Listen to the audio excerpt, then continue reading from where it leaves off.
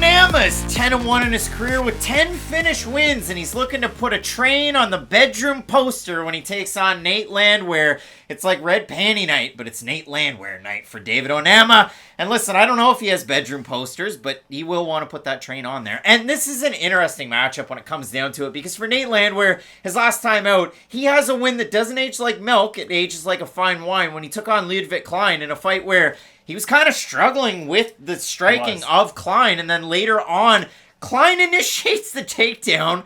Landwehr's able to buck it into his favorable position. Who is he, Brogan Walker? Yeah, he gets a submission win. It was kind of wild. So a big-time win for Landwehr, gets a performance bonus, and then you think the train's running on the tracks. Not off the tracks, it's on those tracks.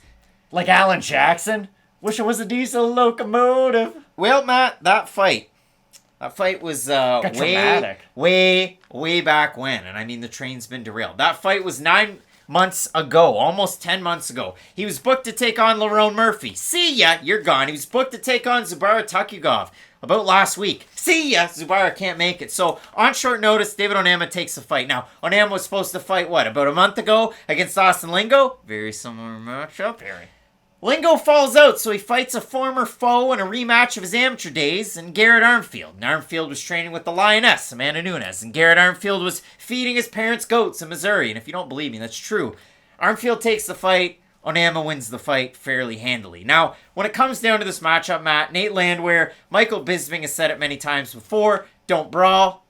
But, I mean, the guy's 15-4 because he's brawled in the past. Like, that's how he wins. He was always brought in as, like, the big bad American to fight over with M1 Global. But he was a champ and he defended the belt and he looked pretty damn good doing it in front of those hometown guys. So, for Nate Landwehr, I wasn't sure what to expect coming into the UFC because he's been a guy that's been around. He fought Herbert Burns a very long time ago. 2 years and 5 months ago. Gets knocked out in that matchup. Beats Darren Elkins. Loses to Julian Erosa by knockout. Beats Ludwig Klein. But when I look at all of this, Matt, like, Nate Landwehr is an awkward guy because he has a really high stance but really wide legs. It's the oddest thing. Again, if you saw a silhouette of Nate Landwehr fighting, you probably know who that guy is. I don't think I've ever recommended this to anybody ever, but if I talked to Nate Landwehr and he was like, Matt, what fighting advice would you give me? Again, a situation that's never going to happen ever. You know what I'd say? I'd give him a tape of Josh Koscheck in all of his fights, and I'd say, fight exactly like this man. Don't be exciting. Don't go for anything that we know you for. Don't become the train. Become the boring MFer who wrestles. Because that's the thing about Nate Landwehr. Oh, caboose Landwehr. His aggression is phenomenal, and it does get him caught in some fights, but that's the problem with Nate Landwehr. If you watch some of his fights where everything's going well, it's kind of like what I always say about with my boy, Michael Olashaychuk. I can sell you a package of Olashaychuk where you're like, damn, this guy fights in the top 5. Like, when's he fighting Yuri Prohashka?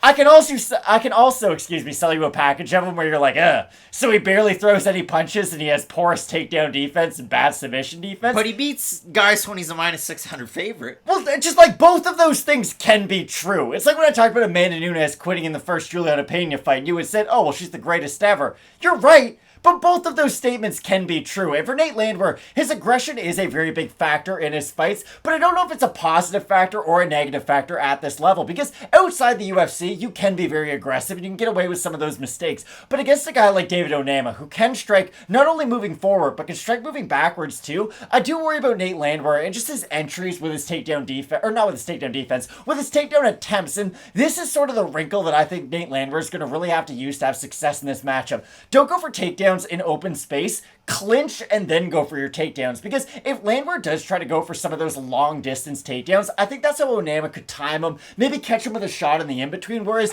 from the clinch, I do feel like Landwehr can make it more of a progressive wrestling approach to where he can sort of chain wrestle a little bit better. And I think that's an area where he could have a lot of success. David Onama, to me, does struggle against the takedowns in open space. You didn't just have to see that in the Mason Jones fight. The fight against Justin Overton, he struggled there until late in the fight. He just kind of cinched up a guillotine against a Brazilian Jiu-Jitsu black belt. So Onama's done it before.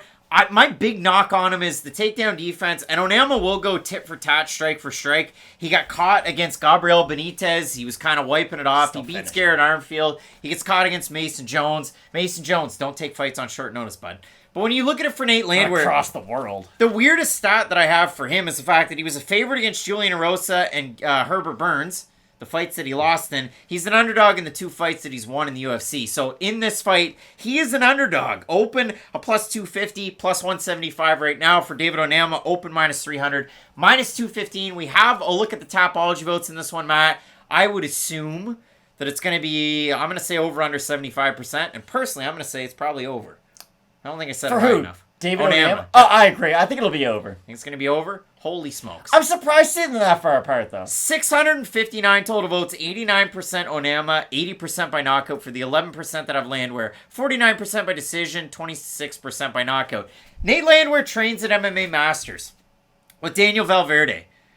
A guy who knows judo and jiu-jitsu. That is his specialty. And he's able to work with these athletes and really accentuate that stat. Now, obviously, you have Colby Covington at the gym now. Danny Chavez. The list goes on and on of the people that have trained at MMA Masters. Really grown in front of our eyes, hasn't it? They really have. And I think Daniel Valverde is a great coach that you don't hear enough about. So on Fight Night Picks, you get to hear about him. Obviously, Onama comes from that now championship pedigree. Glory MMA and Fitness, James Krause, Brandon Moreno. The list goes on and on.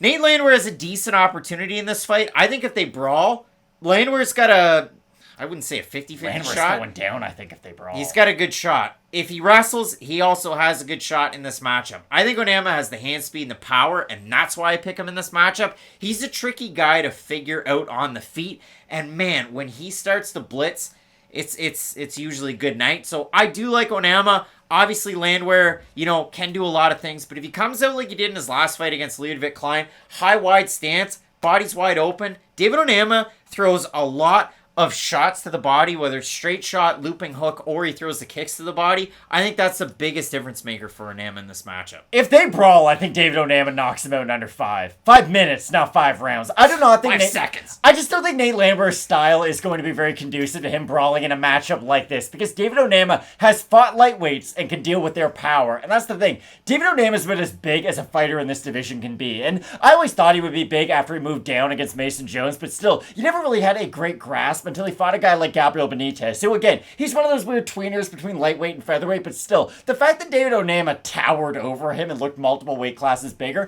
gives me a little bit more confidence in this fight against Nate Landwehr. I do think that's going to help his overall takedown defense, and I do think that his striking on the outside is enough of an X factor to win those moments in the minutes that we talk about, the things that really do stand out in the judge's mind. I think this is a fun fight between two guys who definitely deserve more shine than they get, and I kind of like that for the co-main event. Like, the great thing about being one of the 4 fighters in the main event or co-main event is you're featured media day on Wednesday. You get interviewed by everybody. They give you everybody on the main card gets this treatment. But co-main and main get even more. Like, they get sort of that superstar treatment, if you will, by the media. And that's really important for guys like Nate Landwehr and David Onama, who, let's be honest, they're not like these crazy outspoken fighters. Nate Landwehr, I guess, a little bit. He gets pretty fired up after his fights. But still, these aren't guys who are going to go out there and sell thousands of tickets with their talking. They really do rely on their fighting style. And I think this is a great opportunity for both of these guys to showcase their fighting styles. But I still do like David Onama. But I'll just say quickly what I said earlier on in the video.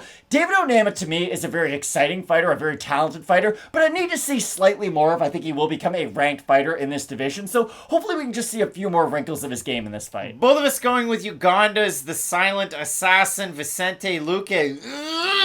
David Onama to get the win. Coming up this weekend, can't wait for the fight. The main event, Marlon Vera taking on the Dominator, Dominic Cruz, the former WEC and UFC. Great at bantamweight. It should be an awesome fight. You're going to want to keep it locked in with Fight Night Picks, we always say. Let's get into it.